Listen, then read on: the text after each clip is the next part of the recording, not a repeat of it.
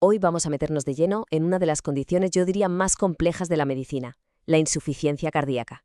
Pero ojo, no vamos a verla como si fuera una simple avería, un problema mecánico y ya está. No, la vamos a entender como lo que realmente es, una auténtica guerra civil que se desata dentro de nuestro propio cuerpo. A ver, si nos ponemos técnicos, la definición es bastante sencilla. La insuficiencia cardíaca, en esencia, es cuando el corazón no da abasto. No es capaz de bombear toda la sangre que el cuerpo necesita para funcionar. Es básicamente un problema de oferta y demanda, así de simple. Pero es justo aquí donde la cosa se pone, fascinante y a la vez un poco retorcida. Porque, ¿qué pasaría si los propios intentos desesperados del cuerpo por salvarse a sí mismo fueran en realidad la parte más peligrosa de la enfermedad? Vamos a ver esta paradoja, cómo unos mecanismos que están ahí para protegernos acaban convirtiéndose en una trampa mortal. Vale, ¿cómo empieza todo esto? Pues normalmente con un daño, un golpe inicial. El ejemplo clásico es un infarto. De repente, el sistema circulatorio recibe un mazazo, un shock brutal e inmediato. Y justo en ese primer momento pasan dos cosas que son clave. Por un lado, lo que llamamos gasto cardíaco, o sea, la cantidad de sangre que el corazón bombea por minuto. Se desploma, cae en picado. Y a la vez, ¿qué pasa con la sangre que no se mueve? Pues que se estanca, se empieza a acumular en las venas y la presión sube y sube. Resumiendo mucho, la bomba principal falla y todo el sistema está a punto de venirse abajo. Claro, ante una crisis así, el cuerpo no se va a quedar quieto, ni hablar. Activa un protocolo de emergencia total y lo hace a una velocidad que es increíble. Es como si sonara una alarma general y todos los sistemas de defensa se pusieran en marcha al instante.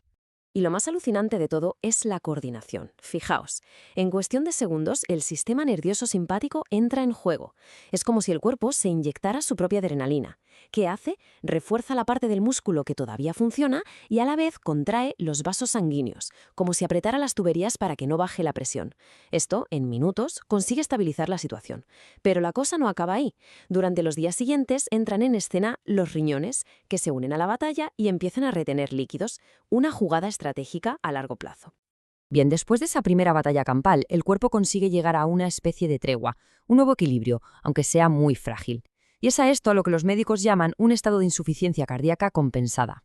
En esta nueva normalidad, si la persona está en reposo, casi todo parece ir bien. El gasto cardíaco ha vuelto a niveles aceptables, pero es una paz muy, muy frágil, porque, aunque no se note, la presión dentro del corazón sigue por las nubes. Y aquí, atención, viene lo más importante. La capacidad máxima del corazón, lo que llamamos su reserva, está por los suelos. Es la analogía perfecta del motor de un coche. Funciona bien al ralentí, pero como intentes pisar el acelerador, ya no responde como antes.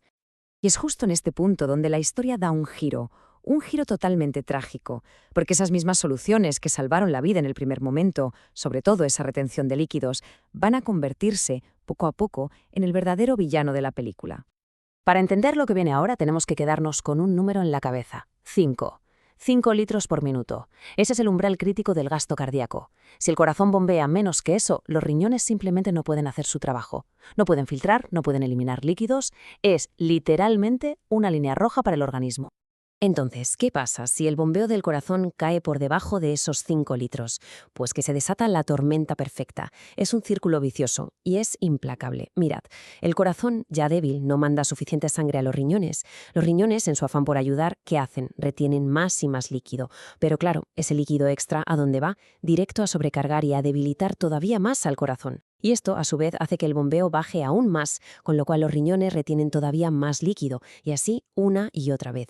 Es una espiral descendente, perfecta y mortal. Hay una cita en el material que hemos consultado que lo resume de una forma, demoledora. Dice, y cito: una retención de líquido mayor será más perjudicial que beneficiosa para la circulación.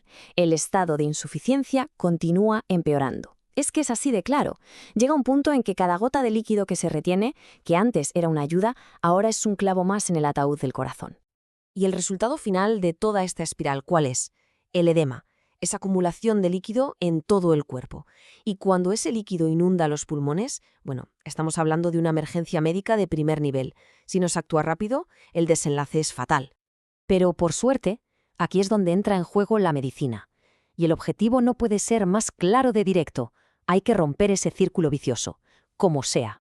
Y la estrategia para lograrlo es un ataque por dos flancos. Por un lado, se utilizan fármacos, como los cardiotónicos, para darle un empujón al corazón, para fortalecerlo y que bombee con más fuerza. Y por el otro lado se ataca el problema del líquido con diuréticos, que básicamente le dicen a los riñones, venga a trabajar, hay que eliminar todo este exceso de agua y sal. Al final, el objetivo de todo esto es muy concreto. Conseguir que el corazón vuelva a bombear por encima de esa línea roja que marcamos antes, la de los 5 litros por minuto. Una vez que se logra eso, es como si los riñones recibieran la señal de todo en orden. Se relajan, dejan de retener líquido y el cuerpo por fin puede empezar a recuperar el equilibrio. Ahora bien, incluso cuando se consigue estabilizar la crisis, hay que entender que la vida de esa persona ha cambiado para siempre. Se entra en una fase nueva, una especie de vida al límite, que se define por un concepto fundamental. Y ese concepto es la reserva cardíaca. ¿Qué es esto? Pues, para que nos entendamos, es el margen de maniobra del corazón. Es esa potencia extra que tiene guardada para cuando la necesitamos, pues yo qué sé, para correr a coger el autobús, para subir un tramo largo de escaleras. Es, por así decirlo, el modo turbo del corazón. Y aquí se ve la cruda realidad de forma muy gráfica. Una persona sana tiene una reserva cardíaca brutal, de entre un 300 y un 400%, pero en un paciente con insuficiencia cardíaca compensada, esa reserva prácticamente se ha esfumado. Por eso, aunque en reposo la persona parezca estar perfectamente, el más mínimo esfuerzo, algo que para otros es trivial, puede ponerla al borde de una nueva crisis. Y esto, precisamente, es lo que mide una prueba de esfuerzo. No mide cómo está el corazón en reposo, sino cuánto le queda de ese modo turbo. Así que todo este viaje nos deja con una reflexión final, una pregunta que es bastante profunda. Cuando el margen de seguridad del motor que nos mantiene con vida se ha reducido a la mínima expresión, ¿cómo cambia la frontera entre un día cualquiera y una emergencia médica? La línea se vuelve increíblemente fina, peligrosamente frágil, y nos obliga a pensar en la delicadísima ingeniería que nos mantiene en marcha cada día.